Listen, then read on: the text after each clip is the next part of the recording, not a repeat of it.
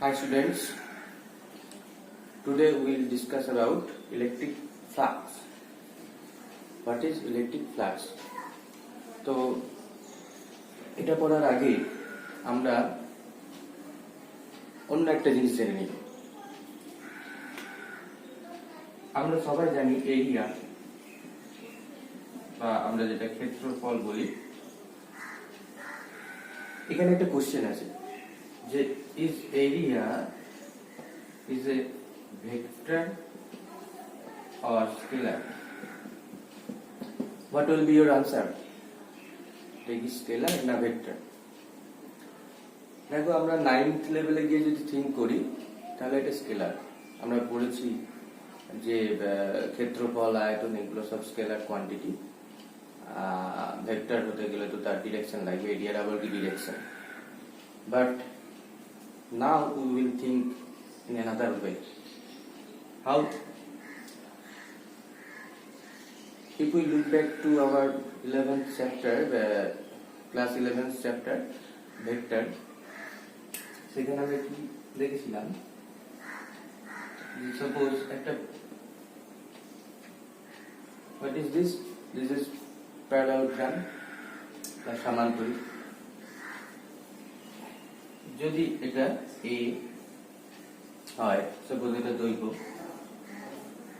এটা প্রস্থ, সাপোজ এটা প্রস্থ, ঠিক আছে? তো এটা b সাপোজ। তো what is the area of this parallelogram বা সমান্তরিকের ক্ষেত্রফলটি? তো দেখো এটা করতে গেলে আমরা যেটা করি বেসিক্যালি, এখানে দেখো দৈর্ঘ্য প্রস্থ দুটো কিন্তু ভেক্টরটা মাথায় রাখবে, কারণ আমি দৈর্ঘ্যটাকে একটা পার্টিকুলার ডিরেকশনে এটাকে বলছি দৈর্ঘ্য, একটা পার্টিকুলার ডিরেকশনে প্রস্থ এটাকে বলছি প্রস্থ, ঠিক আছে? তো এর মানে হচ্ছে যে এ এন্ড বি আর ভেক্টরস, তাহলে এদের জন্য এরিয়া কত? তো আমরা কি করি, এটাতে সবচেয়ে আমরা একটা এখানে এটা কি নিই, অবিলম্ব নিই। সাপোজ এই অ্যাঙ্গেলটা যদি থিটা হয়, we know that is d sin theta. Now আমরা কি বলি যে এটা তাহলে এরিয়া কি দাঁড়ালো, এটা area a into b sin theta, কারণ সমান্তরিকের ক্ষেত্রফলের সূত্র আমরা জানি যে ভূমি ইনটু লম্ব, লম্ব এটা ভূমি। তো what does it implies? ab sin theta, where আমি এটাকে এরিয়া বলছি, তো এরিয়ার নাম আমি দিলাম সাপোজ s, ঠিক আছে? তাহলে s is equal to ab sin theta, where a R b টা কিন্তু এটা কিন্তু ভেক্টর, আমি ভেক্টর রিলেশন এখন আসছি না। তো একটা জিনিস মাথায় রাখো, a b যদি ভেক্টর হয় এবং তাদের যদি sin theta কোএফিসিয়েন্টটা থাকে সঙ্গে, তাহলে s কি ভেক্টর হবে না স্কেলার হবে? আমাদের ভেক্টর নলেজ কি বলছে, দেখো এক্ষেত্রে আমরা এটাকে ভেক্টরিক্যালি লিখলে কি করতে পারি, a ক্রস b। তো a cross b cross product of two vectors, that also will be a vector. That is why area can be a vector. Actually area is a vector. তো সেই ভেক্টর ডিরেকশন কোন দিকে হবে, এটাও আমরা cross প্রোডাক্টের knowledge থেকে বলতে পারি। ক্রস প্রোডাক্ট যে দুটো ভেক্টরের হয় তারা যে তলে থাকে তার সঙ্গে লম্ব দিকে, মানে এ আর বি আমরা দেখছি বোর্ডের তলে আছে, তাহলে তার সঙ্গে লম্ব দিকে মানে এরকম ভাবে। তাহলে এই যে এরিয়াটা আমরা পেলাম, এর ডিরেকশন হবে পারপেন্ডিকুলার টু দা প্লেন। তাহলে এরিয়াটা যে প্লেনে রয়েছে তার পারপেন্ডিকুলার প্লেনে হবে, পারপেন্ডিকুলারলি হচ্ছে এরিয়া ভেক্টর কাজ করে। তাহলে আমরা এখানে এখন থেকে কি বলবো, এরিয়া ইজ এ ভেক্টর। এবার তুমি যদি এটাকে সাপোজ আয়তক্ষেত্রে নিতে, তাহলে এটা কি হতো, এই থিটাটা কত হতো, 90 ডিগ্রি, 90 বসাও, দ্যাট ইজ ওয়াই তখন কি হয়ে যায়, s ইকুয়াল টু ab হয়ে যায়। এটা জানি দৈর্ঘ্য ইনটু প্রস্থ, but there also will be a vector. এটাও কিন্তু এখানে ভেক্টর।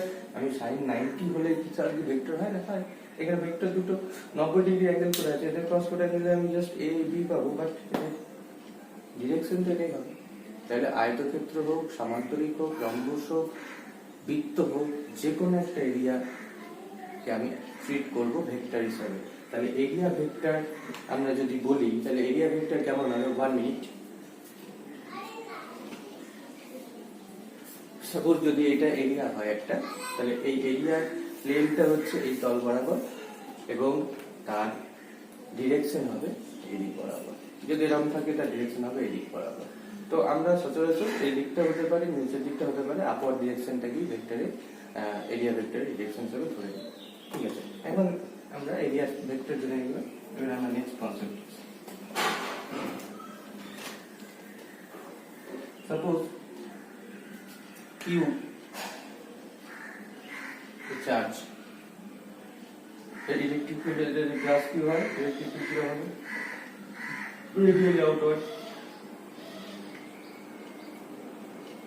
এখানে আরো দিলাম, ধরো আরো অ্যারোস দিলাম টু ডেন্সিফাই দ্য ইলেকট্রিক ফিল্ড।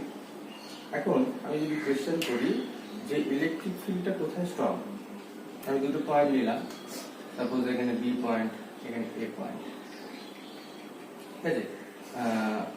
হ্যাঁ, সাপোজ এটা এ পয়েন্ট।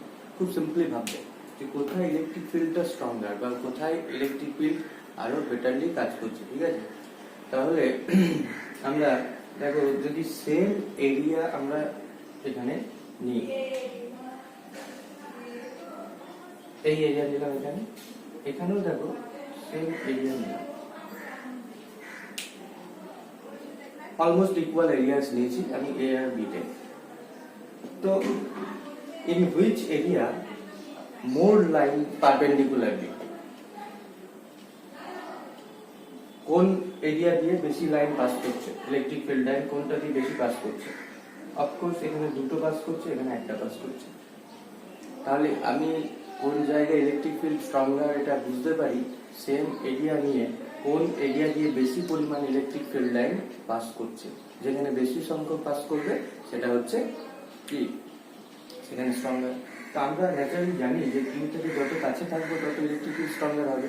আমি একটা বার্নারের সামনে দাঁড়িয়ে আছি, বেশি হিট ফিল করবো, দূরে গেলে হিট কমে যাবে, এটা তো খুব ন্যাচারাল ব্যাপার। তো সেই কারণে আমরা বুঝতে পারি যে আমি ইলেকট্রিক ফিল্ড লাইন মানে number of electric field lines passes through the area, it implies যে how much the electric field is stronger there. হ্যাঁ, তো এই যে number of line passes through some area, it is signifies as a electric flux. অর্থাৎ একটা নির্দিষ্ট area দিয়ে কতটা ইলেকট্রিক ফিল্ড লাইন বা তড়িৎ বলরেখা পাস করবে সেটাকেই বলা হয় ইলেকট্রিক ফ্লাক্স বা তড়িৎ ফ্লাক্স।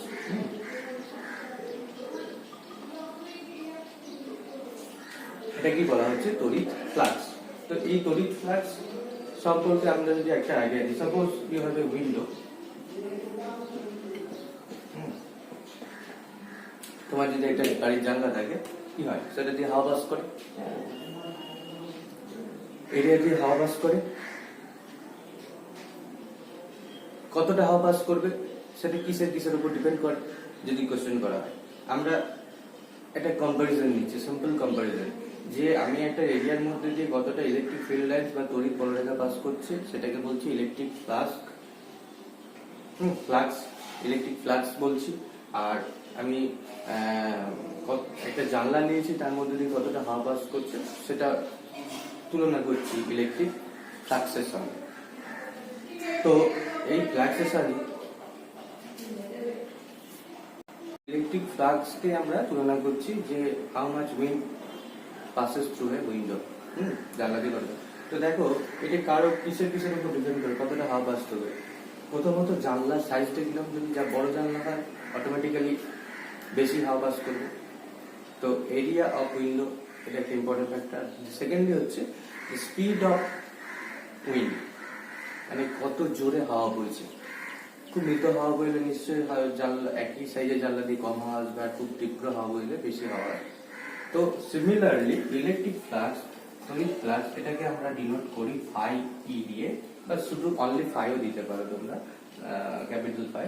তো সেই ফাই দিয়ে আমরা যদি ডিনোট করি, তো এই ফাই সিমিলারলি একটা এরিয়ার মধ্যে দিয়ে কতটা ইলেকট্রিক ফ্লাক্স আসবে সেটা ডিপেন্ড করবে যে ইন্টেন্সিটি অফ ইলেকট্রিক ফিল্ড তার উপর, মানে কতটা তীব্র তড়িৎ ক্ষেত্র প্রাবল্য রয়েছে তার উপর, মানে এটা অনেকটা হাওয়ার স্পিডের সঙ্গে তুলনীয়, মানে কতটা হাওয়ার তীব্রতা রয়েছে তার উপর। আর secondly it depends on area, জানলাটা কত বড়, এখানে ক্ষেত্রফল কত বড়। সাপোজ আমি যদি এখানে ক্ষেত্রফলটা বাড়িয়ে দিতাম তাহলে ফ্লাক্স বেড়ে যেত, আমি যদি এই ক্ষেত্রফল করতাম তাহলে আগের মতোই দেখো দুটোই ফিল্ড লাইন্স বেরোচ্ছে, তার মানে এটাই যত বাড়াবো ফ্লাক্স তত বাড়বে। তাহলে number of field line passes through area, সেটা আমরা আপাতত ধরে নিচ্ছি ফ্লাক্স। তো ফ্লাক্স আমরা কি দেখলাম যে হাই ই প্রপোর্শনাল টু ইএ, ঠিক আছে। এখন এখানে একটা প্রশ্ন আছে, ধরো তোমার এখানে একটা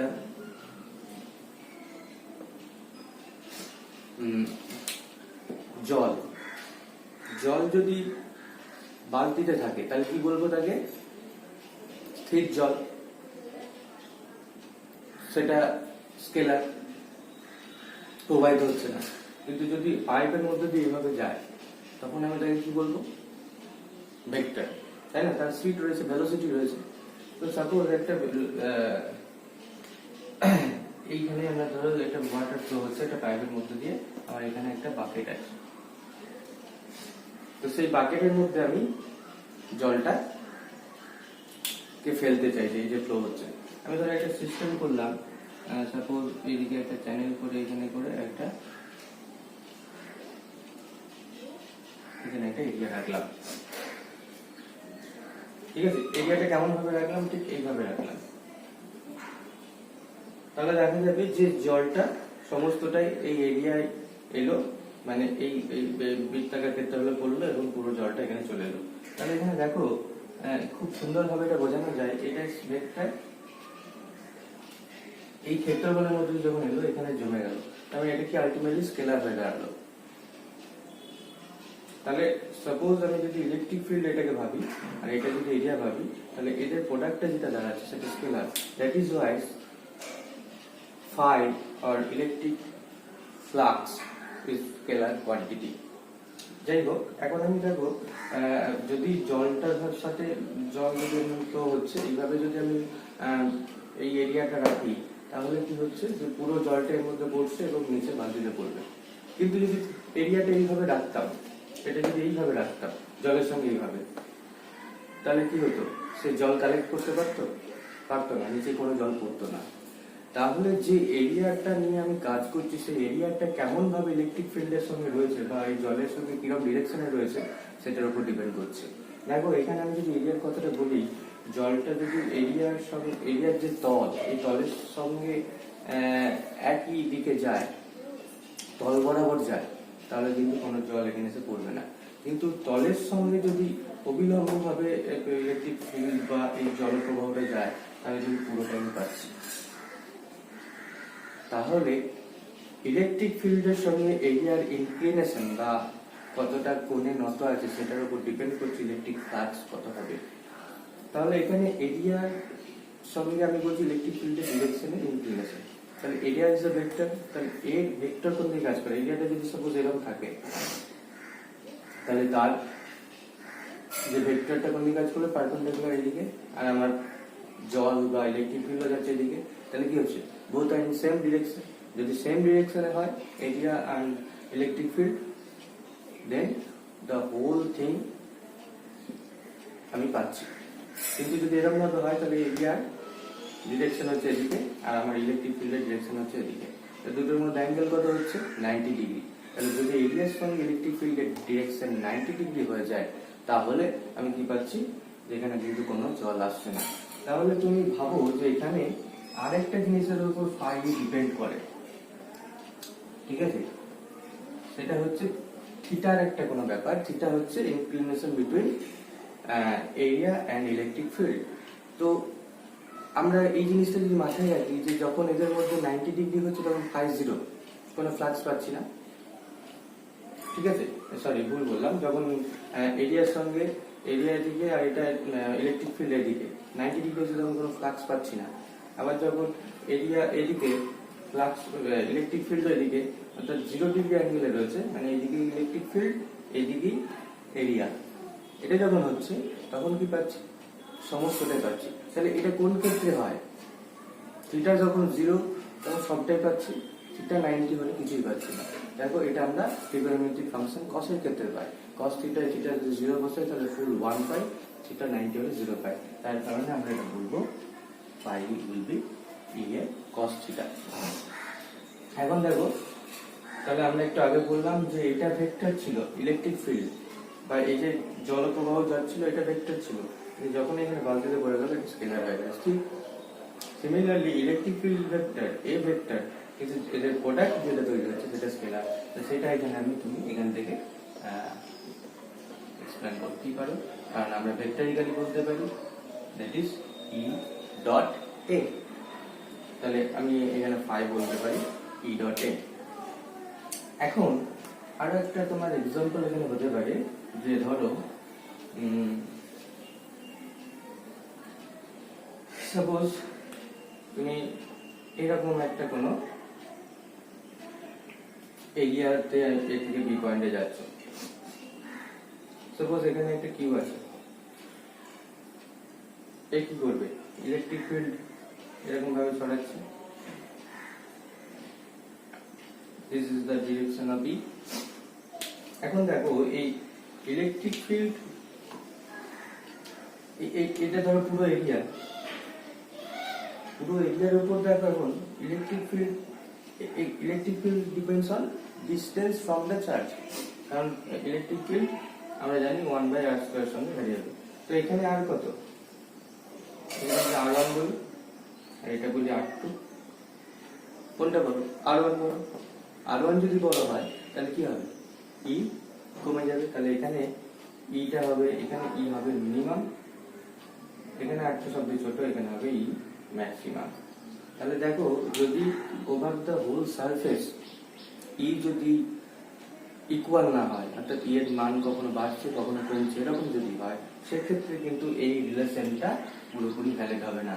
যদি over the surface E is equal হয় তাহলে আমি ই ডট এ নির্বিঘ্নে বলে দিতে পারি। কিন্তু যদি ই এর মান এখানে, তার মানে কি বলতে পারি, ই এর মান ভ্যারি করছে, অর্থাৎ varying electric field over the surface যদি এরকম হয়, সেক্ষেত্রে কিভাবে আমরা ক্যালকুলেশন করবো, সেক্ষেত্রে আমরা নেব ধরো সাপোজ এই জায়গাটা আমি যদি বলি, এই জায়গাটায় আমি একটা ছোট্ট এরিয়া নেব, that is called DS. Suppose DS এর ডিরেকশন এদিকে হলো, আর ই এর ডিরেকশন আমরা দেখে নিয়েছি এদিকে হচ্ছে, ই এর ডিরেকশন হচ্ছে এদিকে। তো এদের মধ্যে অ্যাঙ্গেল সাপোজ থিটা হলো, তাহলে এই অনলি ফর ডিএস এরিয়াটার জন্য তাহলে ফাই, সেটা আমরা সেটা বলবো ডি ফাই। তাহলে এইটুকু এরিয়ার জন্য তড়িৎ ফ্লাক্স বা ইলেকট্রিক ফ্লাক্স ডি ফাই ধরলাম, সেটা হবে ই ডট ডিএস বা ইডিএস কস থিটা। বোঝা গেল? কারণ এইটুকু এরিয়ার জন্য ইটা কনস্ট্যান্টই আছে, আমি এখানে খুব ক্ষুদ্রাতি ক্ষুদ্র একটা এরিয়া নিয়েছি, ডিএস বলছি যাকে, তার জন্য আমরা বললো ডি ফাই। এটা কি লিখতেই পারি, কারণ তখন আমি গুণ করতেই পারি, কারণ এইটুকু এরিয়াতে ইটা কনস্ট্যান্ট আছে। এবার যদি আমি ফ্রম এ টু বি মানে হোল সারফেসটার জন্য বলি, তাহলে আমি 5 করতে গেলে ডি ফাই করবো ফ্রম এ টু বি,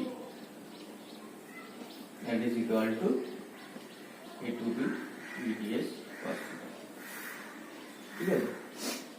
তাহলে এটা হলো ফর ভ্যারিং ফিল্ড, মানে পরিবর্তনশীল তড়িৎ ক্ষেত্রের জন্য ফাই রিলেশন এটা, আর কনস্ট্যান্ট বা ইউনিফর্ম ইলেকট্রিক ফিল্ডের জন্য আমরা ফাই বলতে পারছি এটাকে, হ্যাঁ, মানে স্থির তড়িৎ ক্ষেত্রের জন্য।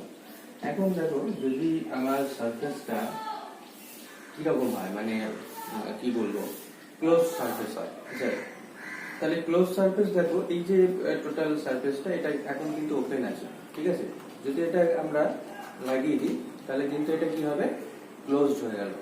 এই ক্লোজ সারফেসের ক্ষেত্রে ফ্লাক্স কি করে বের করবো, তো ফ্লাক্সের ক্ষেত্রে দেখো ডিরেকশন সবসময় কি হবে, এই যে সারফেস এর সঙ্গে পারপেন্ডিকুলার হবে, এখানে সারফেসের সঙ্গে পারপেন্ডিকুলার হবে, এখানে পারপেন্ডিকুলার হবে, এখানে পারপেন্ডিকুলার হবে, ঠিক আছে? মানে এরিয়া ভেক্টরটার কথা বলছি, তাহলে এরিয়া ভেক্টর সবসময় সারফেস সঙ্গে এখানে পারপেন্ডিকুলার হবে। এখন সাপোজ তাহলে আমরা যদি ক্লোজ সারফেসের ক্ষেত্রে করি, তাহলে এক্ষেত্রে দেখো যে সারফেস অনুযায়ী কিন্তু ইলেকট্রিক ফিল্ডের মান চেঞ্জ হতে হবে। সাপোজ এখানে ইলেকট্রিক ফিল্ড এরকম ভাবে যাচ্ছে, তাহলে দেখো ইলেকট্রিক ফিল্ড যদি এইভাবে যায়, তাহলে এই সারফেসটা এরিয়া ভেক্টর কোন দিকে, এই দিকে কাজ করছে এরকম ভাবে। এর সঙ্গে ইলেকট্রিক ফিল্ডের ডিরেকশন কি হবে, 180 ডিগ্রি, ঠিক আছে। আর এই সারফেসটার সঙ্গে এরিয়া ভেক্টর এদিকে যাচ্ছে, ইলেকট্রিক ফিল্ডের ডিরেকশন হবে 0 ডিগ্রি। তো এই দুটোতে আমি ইলেকট্রিক ফিল্ডের মান পাবো। বাট এই সারফেসের জন্য এরিয়া ভেক্টর এদিকে, ইলেকট্রিক ফিল্ড হচ্ছে এদিকে 90 ডিগ্রি, পাবো না। এইটার সারফেসের এরিয়া কোন দিকে, এদিকে ভেক্টরটা, আর এটা হচ্ছে ইলেকট্রিক ফিল্ড এদিকে, এখানেও কিন্তু কিছু পাবো না।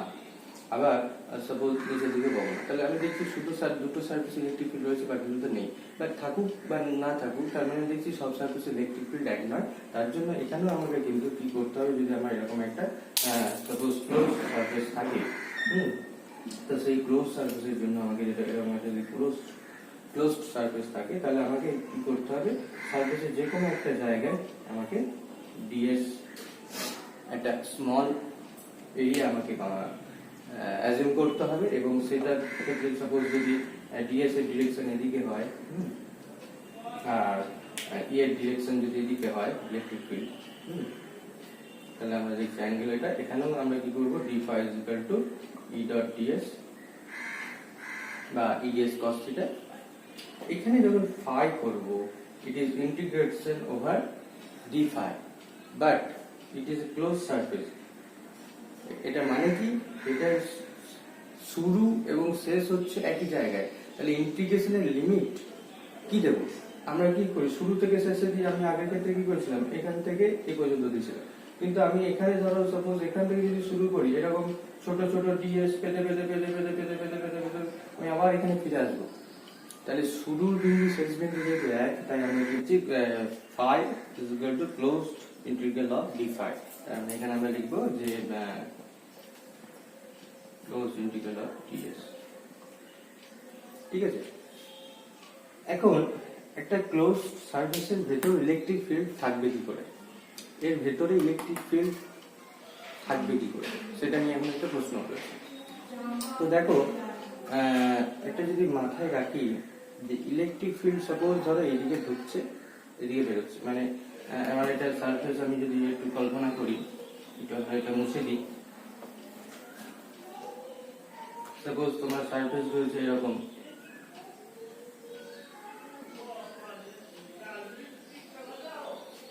এরকম একটা সাপোজ একটা কিউব রয়েছে ঘন, ইলেকট্রিক ফিল্ড এইভাবে যাচ্ছে, একদম এইভাবে, ঠিক আছে, এইরকম ভাবে যাচ্ছে। তো এখানে আমি যদি দেখি, আমরা তো দেখলাম যে এই সারফেসের যেগুলো উপরের সারফেস রয়েছে, এখানে এরিয়া ভেক্টর এদিকে, এরিয়া ভেক্টর নিচের দিকে, এগুলোতে আমি phi 0 পাবো, ঠিক না, কারণ 90 ডিগ্রি অ্যাঙ্গেল হবে ইলেকট্রিক ফিল্ডের সঙ্গে ডিএস এর। কিন্তু এই এরিয়াগুলোতে আমি দেখছি, এখানে যে এরিয়াগুলো রয়েছে সেই এরিয়া ডিরেকশন, এখানে এরিয়া ডিরেকশন এদিকে, এখানে এরিয়া ডিরেকশন এদিকে। তাহলে এখানে যে ফাইটা পাবো, সাপোজ এই এরিয়াটা যদি আমি এ ধরি, এদিকে এ হবে, তো এখানে যে ফাইটা পাবো সেটা হবে ই এ cos 180 ডিগ্রি, অ্যাঙ্গেল দেখো দুটোর মধ্যে 180 ডিগ্রি। এখানে কি হবে, ই এ cos 0 ডিগ্রি। শুধু এই দুটো সারফেসে কিন্তু ইলেকট্রিক ফ্লাক্স পাবো, বাকিগুলোতে কিন্তু পাবো না। এটার মান কত হয়ে যায়, 180 ডিগ্রি মানে মাইনাস ই এ, এটার মান কত হয়, প্লাস ই এ। তাহলে আলটিমেটলি টোটাল ইলেকট্রিক ফিল্ড কি হচ্ছে, এটাকে 0। তাহলে বলছে যে ইলেকট্রিক ফিল্ড যখন একটা এরকম ক্লোজ সারফেসকে পাস করবে, তাহলে আলটিমেটলি কিন্তু এই ক্লোজ সারফেস কিন্তু কোনো ইলেকট্রিক ফ্লাক্স তৈরি করতে পারবে না। তাহলে ইলেকট্রিক ফ্লাক্স কি ক্লোজ সারফেসের ক্ষেত্রে পাবো না, অবশ্যই পাবো। একটা ক্ষেত্রে আমরা পেতে পারি, সেটা বলছে কখন না, যদি এই সারফেসটার ভেতরে, আমি এরকমই সারফেস নিচ্ছি, তুমি যে কোনো ক্লোজ সারফেস নিতে পারো, কেউ এরকম ভাবে একটা সারফেস নিতেই পারে, এর ভেতরে যদি আমি একটা চার্জ বসিয়ে রাখি, এখানে যদি একটা কিউ বসে থাকে, তাহলে দেখো এই ইলেকট্রিক ফিল্ড বাইরে থেকে ঢুকছে বেরোচ্ছে, এরকম তো নাই। ইলেকট্রিক ফিল্ড যখন আগের বার কি ছিল, এরকম ছিল, এরকম ছিল মানে কি, কোনো সোর্স কোনো বাইরে কোথাও আছে, তবে তো ইলেকট্রিক ফিল্ড এই বাইরে থেকে আসছিল। তার জন্য কি হচ্ছিল যে এখানে যতটা ইলেকট্রিক ফিল্ড হচ্ছিল এখানে ইলেকট্রিক ফিল্ড বিপরীত, সরি ইলেকট্রিক ফ্লাক্স এখানে হচ্ছিল এখানে তার বিপরীত ক্যান্সেল আউট হয়ে যাচ্ছিল। তাহলে বাইরে কোনো আধান থাকলে, কোনো ক্লোজ সারফেসের বাইরে আধান থাকলে তার দরুন ক্লোজ সারফেস কোনো ইলেকট্রিক ফ্লাক্স তৈরি করবে না, এটা মাথায় গেঁথে নাও। যদি ইন্টারনালি কোনো চার্জ থাকে, ক্লোজ সারফেস ভেতরে কোনো চার্জ থাকে, তাহলে দেখো এক্ষেত্রে বাইরে এদিকে কোনো ইলেকট্রিক ফিল্ড নেই, এই ইলেকট্রিক ফিল্ড এইভাবে তৈরি হচ্ছে, ঠিক আছে? তাহলে এই ইলেকট্রিক ফিল্ড যেহেতু এইভাবে তৈরি হচ্ছে, এর দরুন কিন্তু আমি ইলেকট্রিক ফ্লাক্স পাবো। এবং এর ক্ষেত্রে ইলেকট্রিক ফ্লাক্স যদি আমরা বলি, বলা হচ্ছে যে ইলেকট্রিক ফ্লাক্স যেটা আমরা এই ফর্মুলাতে পুট করতে পারি, phi is equal to total phi over the closed surface is equal to closed integral of E dot ds is equal to, বলা হচ্ছে যে the charge multiplied by 1 by epsilon naught, এটা হবে means the if in a closed surface there is a charge q, then the total electric flux coming out of the surface will be 1 epsilon naught time of q, মানে q এর একের epsilon গুণ, ঠিক আছে? তো এই যে ফর্মুলাটা দিয়েছিলেন, বা কোনো একটা সারফেসের ভেতরে যদি কিউ থাকে, তাহলে তার দরুন যে তড়িৎ ফ্লাক্স হবে, সেই তড়িৎ ফ্লাক্সের মান কতটা, সেই ফর্মুলাটা দিয়েছিলেন বিজ্ঞানী গাউস। এবং সেই গাউসের অনুযায়ী আমরা এটাকে বলবো গাউস ল, মানে গাউসের সূত্র।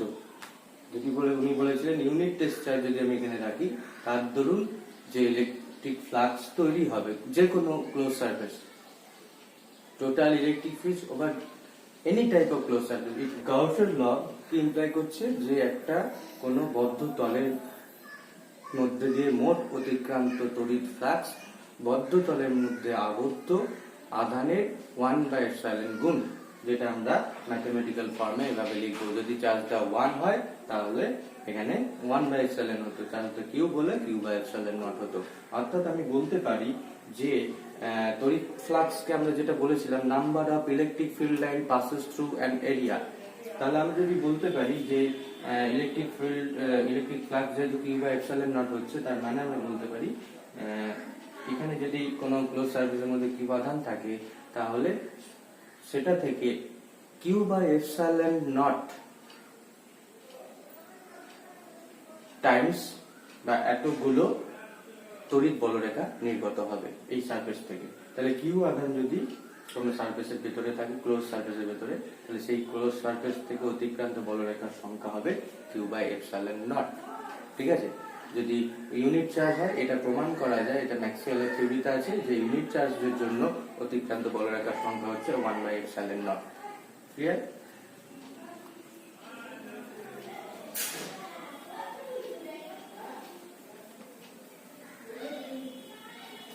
এবার দেখো, যদি আমরা একটা অন্য কনসেপ্টে আসছি, আমি যখন একটা রেখা আরেকটা রেখাকে টাচ করে দেয়ার ইজ সাম অ্যাঙ্গেল, যেটাকে আমরা সিম্পল অ্যাঙ্গেল বলি, এটা হচ্ছে 2 ডাইমেনশনাল, কারণ খাতার তলে আঁকতে পেরেছি বা বোর্ডে আঁকতে পেরেছি। যদি সাপোজ একটা তল, সাপোজ এই তলটা যদি ধরো এখানে একটা অ্যাঙ্গেল তৈরি করেছে, ঠিক আছে? এখানে একটা অ্যাঙ্গেল তৈরি করেছে, তাহলে এই যে অ্যাঙ্গেলটাকে বলবো, এই অ্যাঙ্গেলটা কিন্তু 3 ডাইমেনশনাল অ্যাঙ্গেল। যখন একটা তল অন্য তলের উপর চেপে গিয়ে একটা অ্যাঙ্গেল তৈরি করে, এখানে একটা অ্যাঙ্গেল তৈরি করে, সেই অ্যাঙ্গেলটাকে বলা হয় ঘনকোণ। তাহলে ঘনকোণ বা তোমার solid angle is a 3D angle. যখন একটা তল আর একটা তলের উপর একটা কোনো কোণ তৈরি করে, যেমন ধরো সাপোজ এখান থেকে কিছু লাইন আমি বের করলাম, তাহলে এখানে আমি একটা তল নিলাম, আবার এই লাইনটাকে যদি আমরা একটু স্প্রেড করি, এখানে আরেকটা, তাহলে আমি এটাকে নিচ্ছি ds1 বা s1, এটা s2, ঠিক আছে। এই ডিসটেন্সটাকে বলছি r1 আর এই ডিসটেন্সটাকে বলছি r2। তো দেখো এখানে এই সারফেসটা এখানে কি অ্যাঙ্গেল তৈরি করেছে, অ্যাঙ্গেলটা হচ্ছে এটা। এই সারফেসটা এই বিন্দুতে কতটা অ্যাঙ্গেল তৈরি করেছে, সেই অ্যাঙ্গেলটা হচ্ছে এটা। This is an solid angle. আবার এই সারফেসটাও এখানে কি অ্যাঙ্গেল তৈরি করেছে, এটাই। This is also a solid angle. এটাকে আমি যদি বলি, সলিড অ্যাঙ্গেলকে আমরা থিটা দিয়ে প্রকাশ করি না, ওমেগা দিয়ে প্রকাশ করি, তাহলে এটা আমরা যদি বলি ডি ওমেগা বা সিম্পল ওমেগা বলো, তো ওমেগা ইকুয়াল টু কি হচ্ছে, ফর্মুলা কি হবে, এই ঘনকোণের ফর্মুলা হয় s1 বাই r1 স্কয়ার। এর ক্ষেত্রে যেহেতু অ্যাঙ্গেল ওমেগা হয়েছে, এটাও বলবো s2 বাই r2 স্কয়ার। আমরা এখানে r1 এইটাকে ধরলাম আর r2 ধরলাম এটাকে। তো r1 r2 আমরা ধরে নেব যে সারফেসের সঙ্গে পারপেন্ডিকুলার, সেই জন্য আমি রেডিয়াস হিসেবে ট্রিট করছি। দেখো এমনি অ্যাঙ্গেলের ক্ষেত্রে কি হতো, এমনি অ্যাঙ্গেলের ক্ষেত্রে আমরা ধরতাম কি, যদি ধরো এটা বৃত্তচাপ হয়, এটা থিটা হয়, এটা r হয়, তাহলে আমরা থিটা সমান কি ধরেছি, বৃত্তচাপ বাই ব্যাসার্ধ। সিমিলারলি এখানে ঘনকোণের ক্ষেত্রে কি হচ্ছে, বৃত্তচাপের জায়গায় চলে আসছে সারফেস, ঠিক আছে, বাই বৃত্তকলা বাই ব্যাসার্ধের স্কয়ার। তো এইভাবে আমি একটা ঘনকোণ দিই, ঘনকোণ অ্যাঙ্গেল। এবার যদি এই সারফেসটা ক্লোজড হয়, সাপোজ এই সারফেসটা পুরো ক্লোজড সারফেস, তাহলে এই ওমেগাটা কি দাঁড়াবে, আমরা এই ওমেগাটা কি লিখবো, এটা ভালো করে বুঝবো। যদি ক্লোজ সারফেস হলো, তাহলে এই ওমেগাটা কি দাঁড়ালো, সাপোজ একটা স্ফিয়ার হলো, ঠিক আছে। এই স্ফিয়ারের জন্য টোটাল আমি এই ফর্মুলাটা যদি বুঝ করি, এস টা কি দাঁড়াবে, টোটাল স্ফিয়ারের বাইরের ক্ষেত্রফল কত, 4 পাই r স্কয়ার, নিচে কি আছে r স্কয়ার, আলটিমেটলি কি দাঁড়ালো 4 পাই। তাহলে total solid angle made by a close surface is equal to 4 pi. ঠিক আছে, মনে থাকবে, ঠিক আছে। তাহলে এই সলিড অ্যাঙ্গেলের কনসেপ্ট হলো। এবার সলিড অ্যাঙ্গেলের কনসেপ্ট থেকে আমরা we try to prove Gauss's theorem by concept of solid angle. আচ্ছা, এখানে আরেকটা জিনিস বলে দিই, যে সাপোজ তোমার এখান থেকে যে আমি এগুলো দিয়েছিলাম,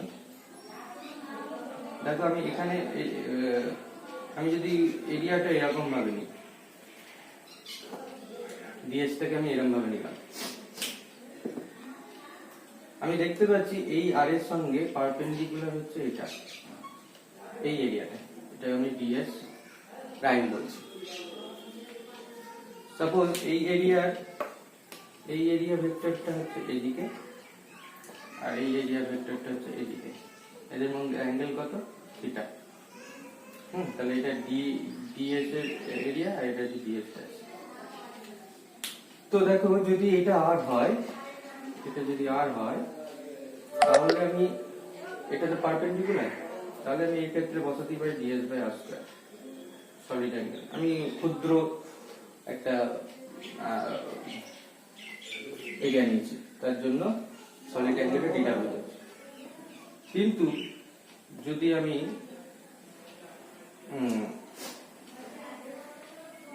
তোমার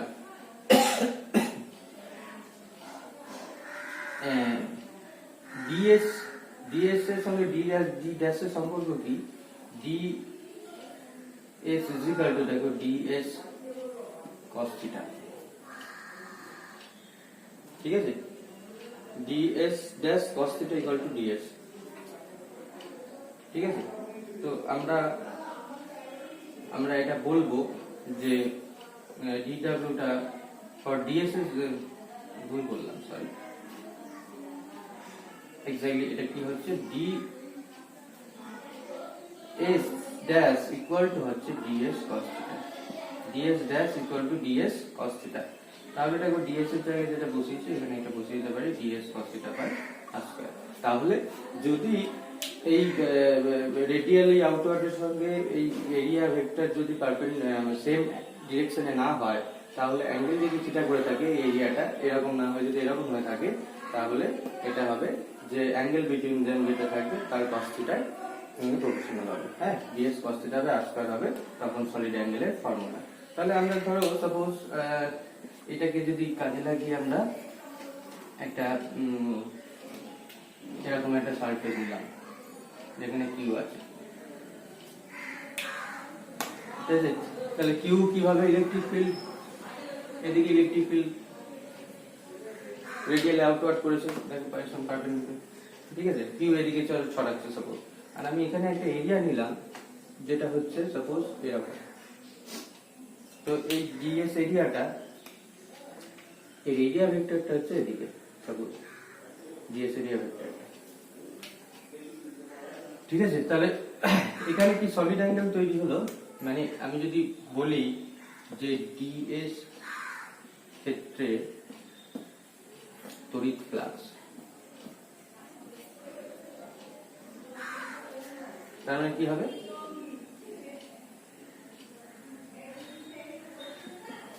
E ডট ডিএস,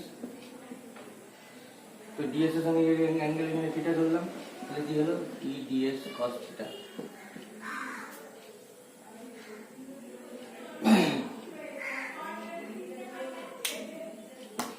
ঠিক আছে? E DS cos theta. এবার যদি আমি তাহলে আমি এটা ক্লোজ সারফেস নিয়েছি, তার জন্য আমি টোটাল ফ্লাক্স চাইছি।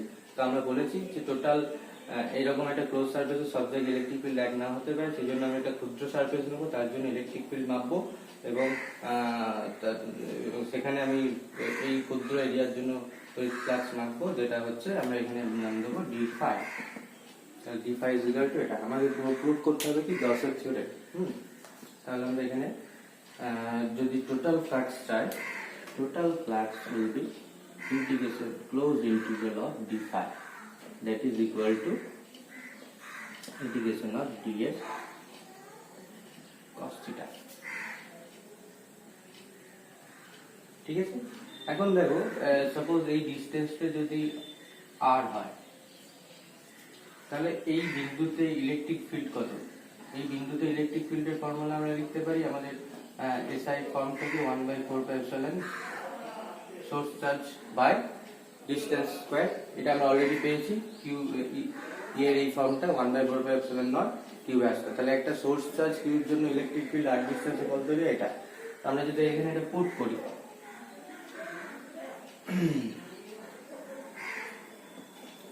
তাহলে আলটিমেটলি কি আসবে, Q by 4π0 R square DS cos theta. আচ্ছা, এখন এটাকে যদি আমরা কিউটা তো কনস্ট্যান্ট ভেতরে বসে আছে, 4π0 তো কনস্ট্যান্ট, তাহলে এখন ইন্টিগ্রেশনটা কার উপর চলে এলো, ds cos theta by r square. এই জিনিসটা ভালো করে দেখো। এখন আমরা কি বলেছিলাম যে সলিড অ্যাঙ্গেলের ক্ষেত্রে যে ক্ষুদ্র সারফেসের জন্য সলিড অ্যাঙ্গেল এটা, কিন্তু আমি যদি এই dw যদি আমি ক্লোজড ইন্টিগ্রাল নিয়ে নিতাম d ওমেগা, সরি ক্ষুদ্র সলিড অ্যাঙ্গেলের যদি ক্লোজড ইন্টিগ্রাল নিতাম, মানে একটা বদ্ধ পথ বরাবর সলিড অ্যাঙ্গেল দিয়েছি, তাহলে টোটাল সলিড অ্যাঙ্গেল কত হতো?